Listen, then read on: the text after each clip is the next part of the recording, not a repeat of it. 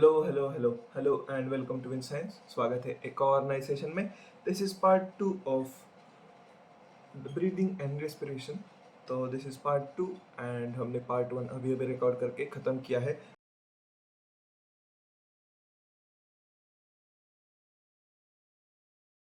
Part one के अंदर हमने इंट्रोडक्शन लिया है पूरे के पूरे चैप्टर का एंड हमने और भी कई सारी इंटरेस्टिंग चीज़ें जानी है, जैसे और बाकी सारे एनिमल्स के अंदर किस तरीके से होती है रेस्पिरेशन।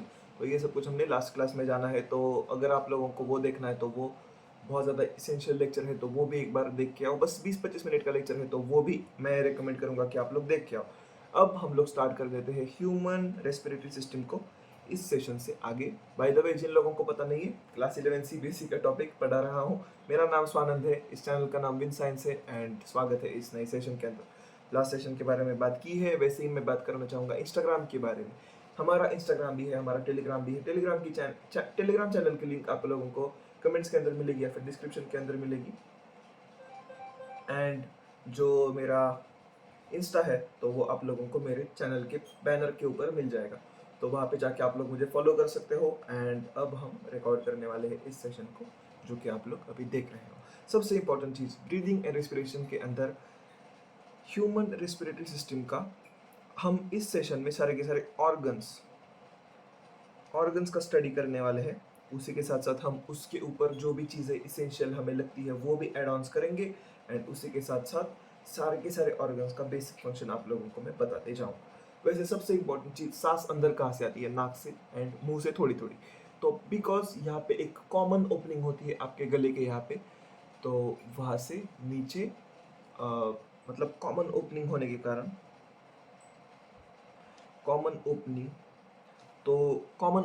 के कारण यहाँ पे फूड पाइप मतलब आपका इसोफेगस एंड आपका विंड पाइप मतलब आपका विंड पाइप जो आपका एयर को अंदर लंग्स के अंदर कैरी करके ले जाता है, तो वो दोनों के ओपनिंग्स यहाँ पे होते हैं, बिल्कुल ऐसे एक दूसरे के आसपास।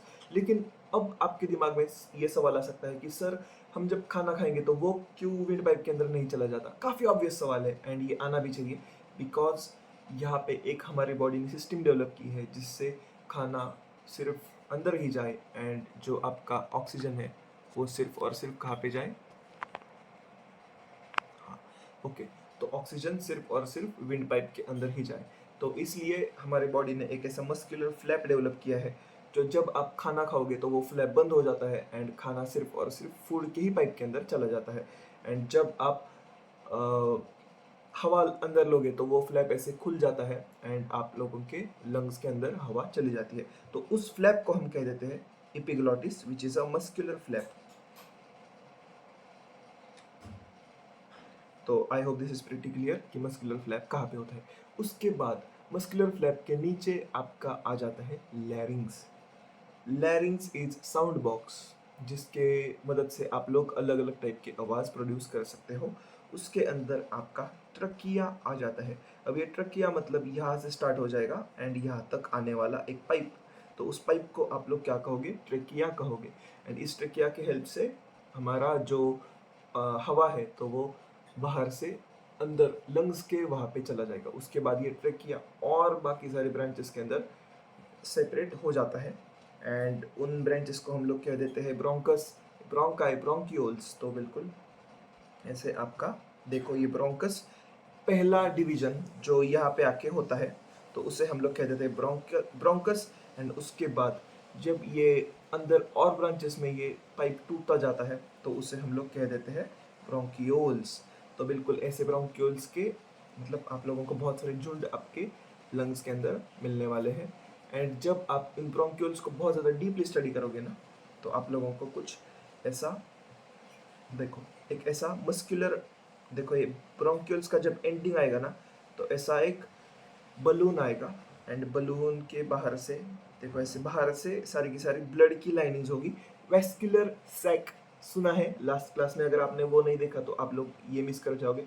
तो एक ऐसे बैग होता है या फिर एक सैक होता है जो वेस्कुलराइज्ड होता है, मतलब यहाँ पे सारी की सारी ब्लड की लाइनिंग्स होती है। ब्लड ब्लड की कैपिलरीज की लाइनिंग होती है, तो यहाँ पे गैसेस एक्सचेंज होता है। तो इस बलून को हम कह देते हैं अल्वियोली।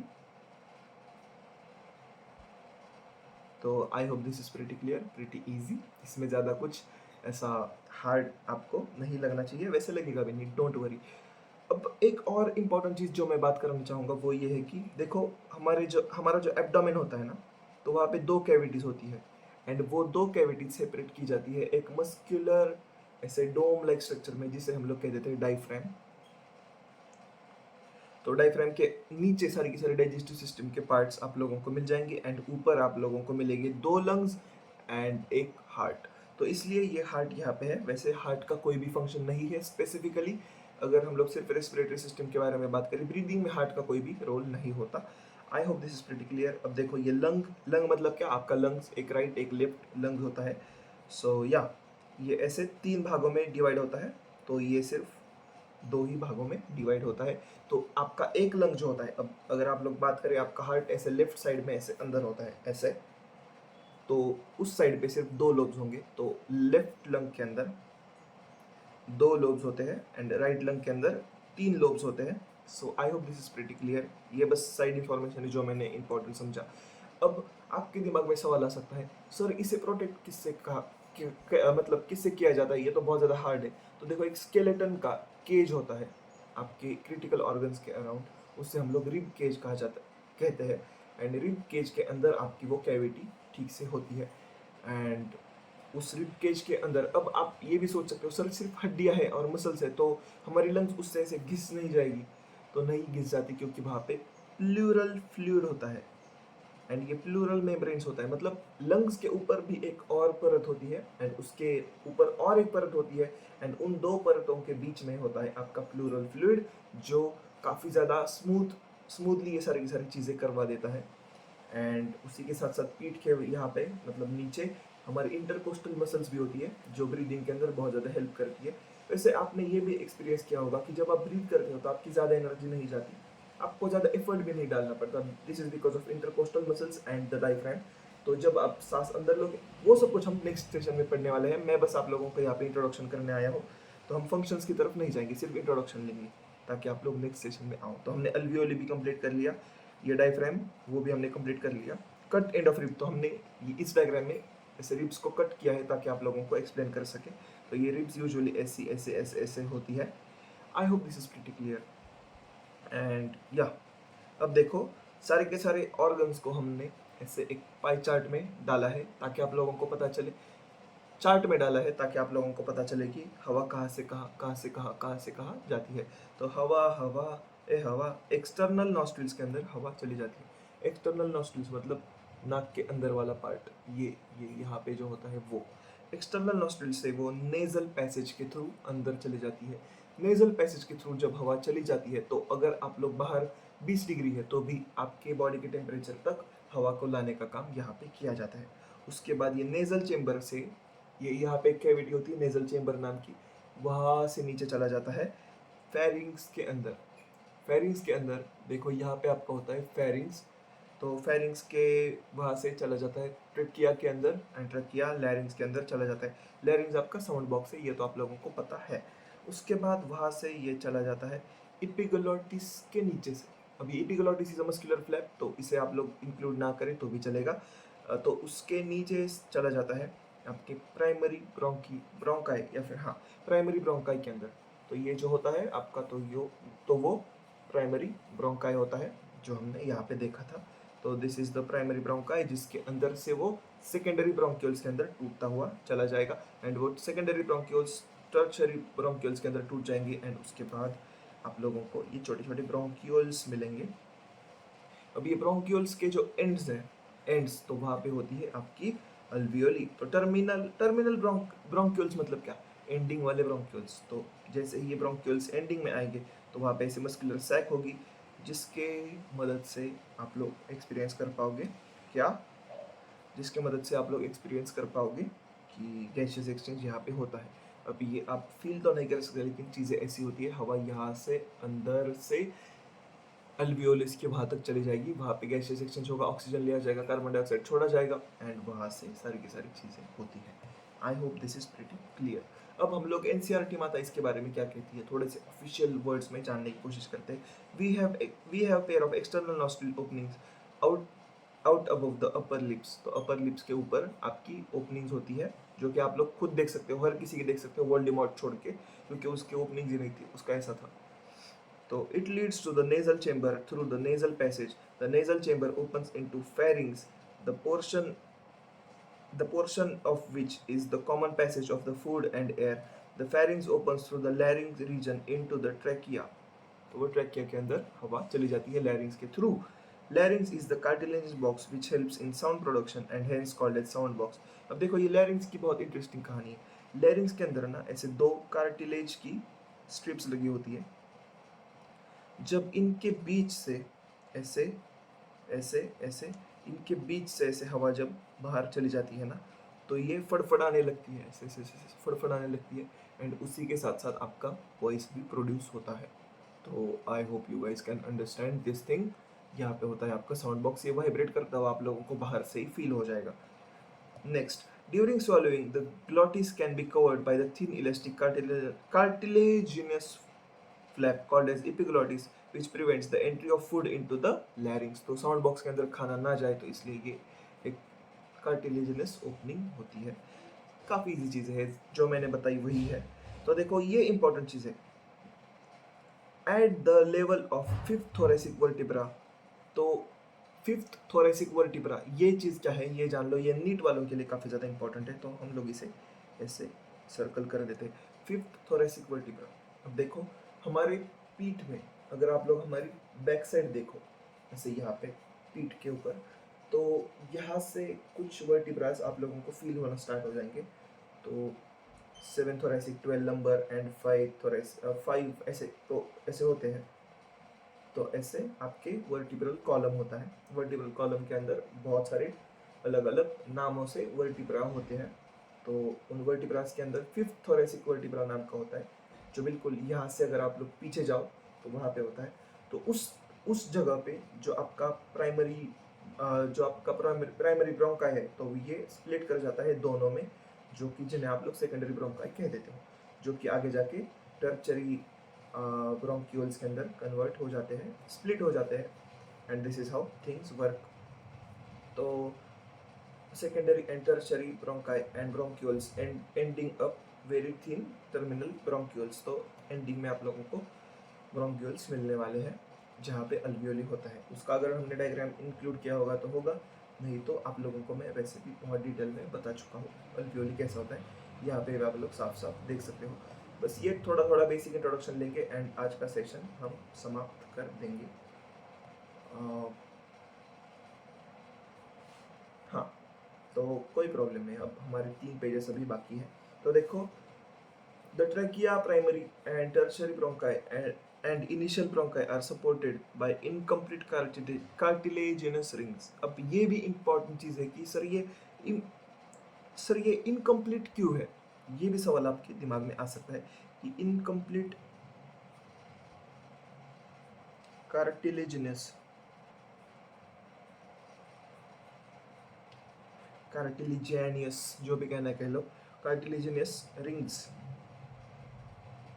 क्यों होती है. ये सवाल आपके दिमाग में आना काफ़ी ज़्यादा ऑब्वियस है, एंड ये आना भी चाहिए. अगर नहीं आ रहा तो प्रॉब्लम है.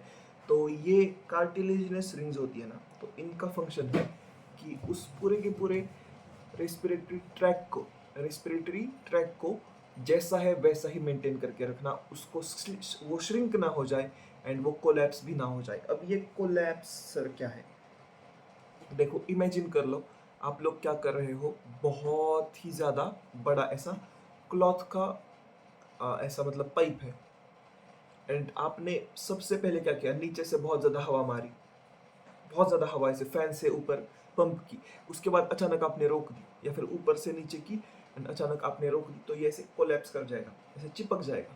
तो ये ना चिपके, क्योंकि ये तो मतलब स्किन का बना है, मतलब फ्लैश का बना है, तो ये चिपक सकता है, and this is called as collapse. एंड इस वजह से आपका जब हवा नहीं होगी तो ऐसे चिपक जाता है, तो इसे कोलैप्स कह देते हैं. एंड इस वजह से ब्लॉकेज हो सकता है, एंड इस वजह से मौत भी हो सकती है. तो ये ना हो, इसीलिए आपकी इनकम्प्लीट कार्टिलेजिनस रिंग्स होती है, जो कि उसे जैसा है वैसा ही रख देंगी. तो इमेजिन कर लो, अगर हवा है भी या नहीं, आपका जो गाड़ी का टायर होता है वो भी इमेजिन कर सकते हो जब आपकी गाड़ी के ट्यूब, हाँ ट्यूब निकालो, आपकी साइकिल होगी पुरानी तो वो ट्यूब निकालो, हवा एक साइड से पंप करो, उसके बाद अगर पंप एक साइड से ऐसे पकड़ो एंड काट दो तो आप लोगों को दिख जाएगा, जैसे ही हवा चली जाती है तो वो ऐसे चिपक जाती है। So this is called as collapse. अगर आप लोग स्विमिंग पूल में कभी गए होगे तो आपकी ट्यूब भी कोलैप्स कर जा सकती है, तो ये ना हो इसलिए यहाँ पे कार्टिलेजनस रिंग्स होती है, तो ऑब्वियसली कुछ हवा अंदर रहे। तो देखो जब हवा होगी तो ये कैसा होगा। अब ये 3D स्ट्रक्चर ड्रॉ कर रहे हैं आपके सर, तो चैनल को लाइक कर दो, सब्सक्राइब कर दो, शेयर कर दो आपके खास दोस्तों के साथ। सर हमारे तो कोई खास दोस्त ही नहीं है सर, दोस्त ही नहीं है। जब से 11th में आए हैं सारे के सारे पुराने दोस्त छूट गए। सभी के दोस्त छूट जाते हैं बट कभी कभी रिकनेक्ट करना इज़ वेरी इंपॉर्टेंट, तो रिकनेक्ट कर जाओ। वैसे अब तो बहुत ईजी हो चुका है, कहीं पे भी नहीं दोस्त जाते। तो जब हवा चली जाएगी ना यहाँ से बाहर, तो ये कार्टिलेजिनस रिंग्स जो है ना, तो ये उसे जैसा है वैसा ही स्ट्रक्चर में रखेंगी। थोड़ी थोड़ी हवा यहाँ पे इंश्योर करेंगे कि थोड़ी थोड़ी हवा यहाँ पे रहे, सारी की सारी हवा गायब ना हो जाए, ताकि क्या हो, ये श्रिंक या फिर कोलैप्स ना कर जाए। सो देखो बॉडी हमारी कितनी अच्छी तरीके से इंजीनियर की गई है। सो या जब हवा आएगी तो ये ऐसे उल्टे हो जाएंगे, ऐसे इमेजिन कर लो आप, हवा ऐसे फिट हो जाएगी ना तो ये थोड़ा टाइट हो जाएंगे। सो this is what it is about incomplete cartilaginous rings. ये आप लोगों को पूरे के पूरे यूट्यूब पे कहीं पर भी नहीं मिलने वाला, exclusive to the Win Science. So subscribe to Win Science. Promotion. Okay. Each terminal bronchioles gives rise to a number of very thin, irregular walled, vascularized bags, bag-like structures called as alveoli। तो ये irregular shaped, vascularized structures क्या है sir, ये deeply बता दो थोड़ा। Okay बच्चों, इसलिए तो हम लोग यहाँ पे आए हैं, तो आओ यार पढ़ लेते हैं। तो जैसे ये ब्रोंकियल एंड होता है ना, तो बिल्कुल ऐसे पेड़ की तरह ये छोटी छोटी अल्वियोलीज निकल रही होती है, जिनके ऊपर से ऐसे ब्लड का मतलब वेस्कुलराइजेशन होता है, वेस्कुलराइज्ड होते हैं ये बैग्स, एंड इनके थ्रू यहाँ से सारा का सारा ब्लड आएगा, यहाँ से प्योरीफाई होके मतलब ऑक्सीजन लेके चला जाएगा। सो this is how it is, and इसे हम लोग अल्वियोली कह देते हैं। आई hope this is pretty clear. The branching network of the bronchi, bronchioles and alveoli comprise the lungs. तो ये नेटवर्क है, तो ये पूरा का पूरा ब्रोंक्यूल, ब्रोंकाइज एंड ब्रोंकाई जो होती है, तो ये मिल मिला के आपका क्या बन जाता है, लंग्स पूरा का पूरा बन जाता है। I hope this is pretty clear, I hope this is pretty easy. तो हमारे अंदर देखो we have two lungs which are covered by double layered pleura. The pleura is a covering, protective covering that helps the mechanism to go a little bit smoother, and ये ज़्यादा मतलब ऐसे घिस ना जाए कोई फ्लैश किसी साइड से, तो इसलिए ये प्लूरा होता है। With the pleural fluid between them it reduces the friction. जो मैं कह रहा हूँ वही ये कह रहे हैं, तो हम लोग ये तो पढ़ते नहीं है। तो देखो हाँ ये जान लो, inner pleural membrane and outer pleural membrane.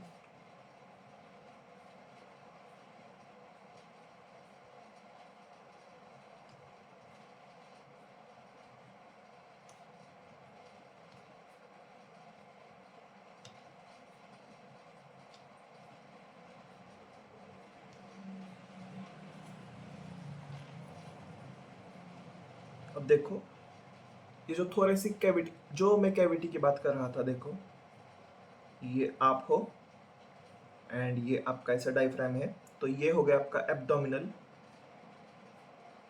Cavity, ये होती है आपकी थोरेसिक कैविटी।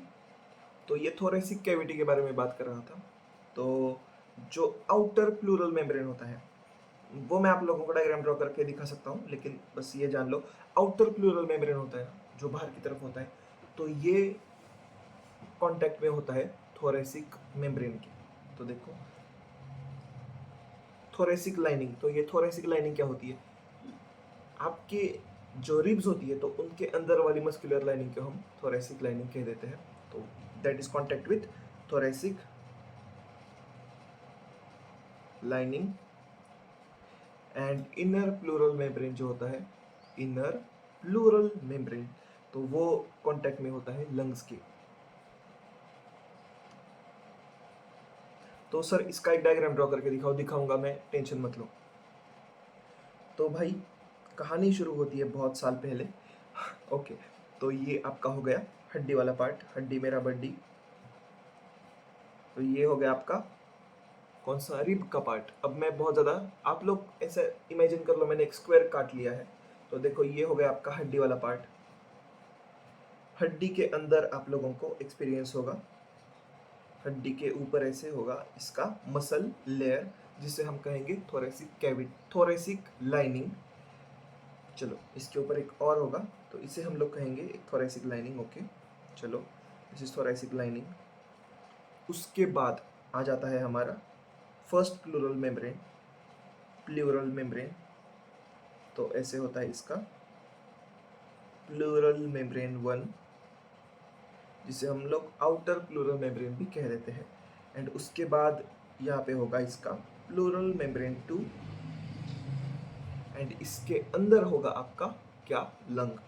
तो इसके अंदर आपका होगा ऐसे लंग का surface. So this is how it is. And यहाँ पे बीच में पानी होगा, मैं पानी पानी हो गई, हाँ। तो this is pleural fluid, this is outer, this is inner, this is thoracic lining, this is what, flesh, जो कि रिब्स के अंदर होगा, तो इसे मसल कह देते हैं हम लोग। एंड दिस इज क्या, आपका rib. So this is how things are. And what is this is lung. तो आप लोग साफ साफ देख सकते हो, outer pleural membrane is in contact with thoracic lining and inner is with lung.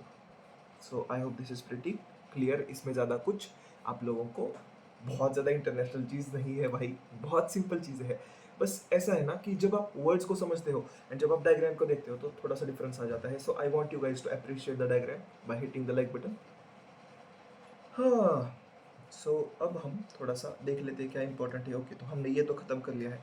The part starting with the external nostrils up to the terminal bronchial constitute of the conducting part, whereas the alveoli duct from the respiratory or exchange part of the respiratory system। ये sir क्या है, देखो, nasal chamber से लेकर, nasal opening मतलब आपके नाक से लेकर, नोज लिख देते हैं एक मिनट के लिए। इन्होंने क्या वर्ड लिखा है, देखो एक्सटर्नल नॉस्ट्रिल, तो ये लिख देते हैं।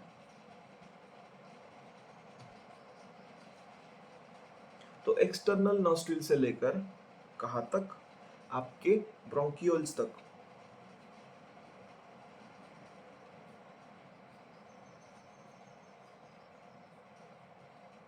तो यहाँ तक वाला जो पार्ट है, तो इसे हम लोग कह देते हैं conducting part. This is CONDUCTING PART। उसके बाद वाला जो पार्ट स्टार्ट होता है, मतलब अल्वियोली से लेकर ब्लड वेसल्स तक।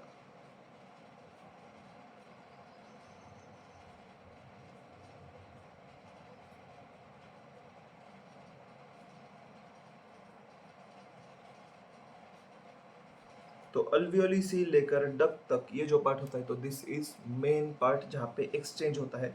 तो इसे रेस्पिरेटरी पार्ट हम लोग कह देंगे। So I hope this is pretty easy. And ये इतना ज़्यादा पार्ट्स में ब्रेक कर करके मैं सेंटेंसेस इसलिए बता रहा हूँ क्योंकि नीट के अंदर आप लोगों को इसी लेवल की चीज़ें चाहिए, लेकिन मैं ये बोर्ड्स के नाम पे बेच रहा हूँ। ऐसे कह सकते हैं हम लोग। तो ये बोर्ड्स के नाम पे मैं दे रहा हूँ आप लोगों को, तो आप लोगों को ज़्यादा इशू नहीं आएगा। तो सवाल ये भी आ सकता है कि respiratory part of the lung, तो वहाँ पे क्या आ जाता है। या फिर ऐसा भी सवाल आ सकता है कि सर कंडक्टिंग पार्ट के अंदर कौन कौन से पार्ट्स आ जाते हैं, एंड वहाँ पे आपको ऑप्शन देगा टर्मिनल ब्रोंक्यूल। तो आप लोग उसे टिक करोगे, लेकिन अगर वहाँ पे ऑप्शन में आता है अल्वियोली, तो आप उसे रॉन्ग करोगे। क्यों? क्योंकि उसे आप डिससिलेक्ट करोगे। क्यों?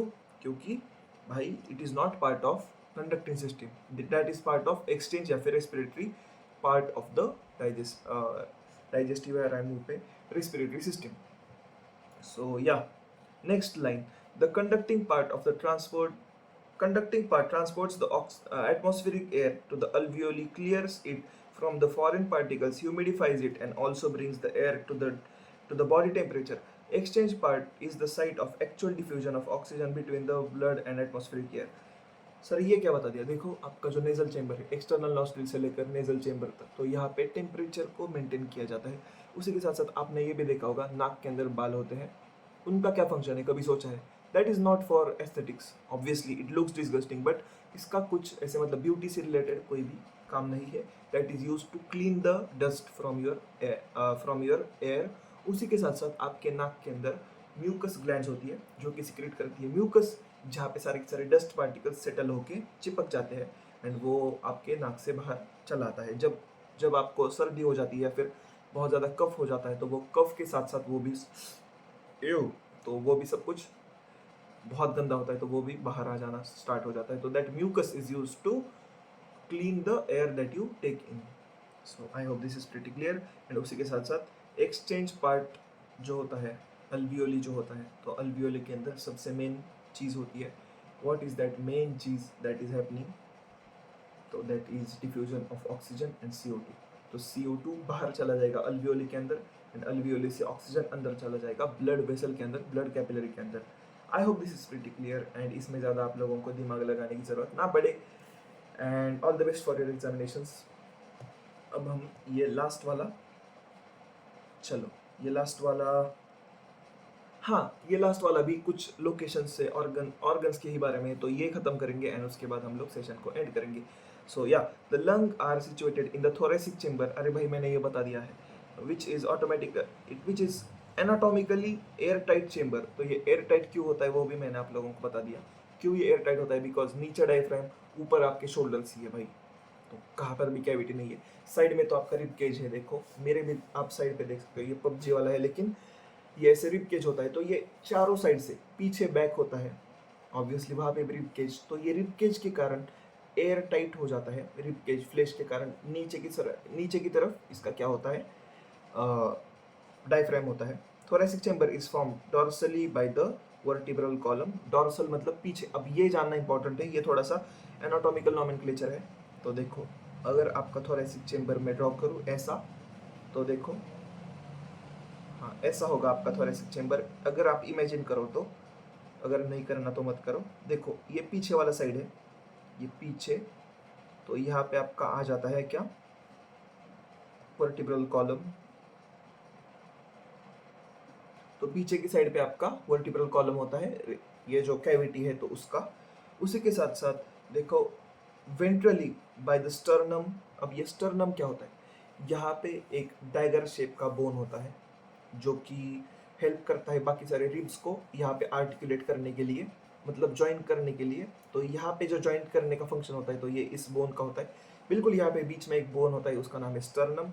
तो ये आगे की तरफ ऐसे आएगा इसका स्टर्नम। उसके बाद देखो laterally by the ribs. Laterally मतलब इस साइड पे, लैटरली मतलब इस साइड पे रिब, इस साइड पे रिब। एंड उसी के साथ साथ देखो लोअर साइड के अंदर, अब ये लोअर साइड मतलब यहाँ पे नीचे होता है इसका डायफ्राम। डायफ्राम तो diaphragm and anatomical setup of lungs in thorax is such that any change in the volume of thoracic cavity will be reflected in the lung या फिर pulmonary cavity. Okay, such as the arrangement of essential arrangement such an arrangement is essential for breathing. We cannot directly alter the pulmonary volume. Okay, अब इस sentence से क्या बोध है? देखो भाई आपने अभी तक इंटरकोस्टल मसल्स के बारे में नहीं जाना, क्योंकि मैंने अभी तक आप लोगों को नहीं बताया, ऐसा मैं मान के चलता हूँ। अब जिन्होंने पढ़ा है इनके लिए तो ये पल्मोनरी कैविटी या फिर वॉल्यूम्स क्या है ये समझना काफ़ी ईजी है। लेकिन अगर आप लोग इस सेशन को ही सबसे पहली बार देख रहे हो तो डरने की ज़रूरत नहीं है। इसके 2 सेशंस के बाद या फिर 3 सेशंस के बाद हम लोग वॉल्यूम्स के ऊपर एक सेपरेट लेक्चर लेंगे, जहाँ पे आपका पल्मोनरी वॉल्यूम जो है या फिर पूरा का पूरा थोरेसिक कैविटी का वॉल्यूम कितना होगा, हवा कितना होगा अंदर, तो वो सब कुछ जानने वाले हैं। तो ये उसी से रिलेटेड चीज़ है। So I highly welcome you to the next and उसके बाद वाला सेशन, क्योंकि नेक्स्ट सेशन में हम लोग एक्चुअल रेस्पिरेशन के बारे में सारी की सारी चीज़ें जानने वाले हैं। 29 minutes into the session and I think this is the perfect golden opportunity to end this session right here. So this is Win Science. आप लोग मुझे इंस्टाग्राम के ऊपर, टेलीग्राम के ऊपर और कौन कौन से ग्राम है वहाँ सभी जगह पे हम लोग अवेलेबल है, तो वहाँ पे मुझे मैसेज भी कर सकते हो आप लोग। आपके डाउट्स के लिए मैं हमेशा के लिए तैयार हूँ and I hope to see you in the next video. चलो बाय बाय, डेफिनेटली आ जाना नेक्स्ट सेशन में, क्योंकि वहाँ पे रेस्पिरेशन का जो मेन है वो, या फिर एक्सचेंज ऑफ गैसेस का जो मेन चीज़ है, जो डबल सर्कुलेशन वगैरह है, तो उसके भी बारे में मैं इंट्रोडक्शन दे दूंगा. एंड या, this is what was the ending announcement 30 minutes into the session. चलो बाय बाय.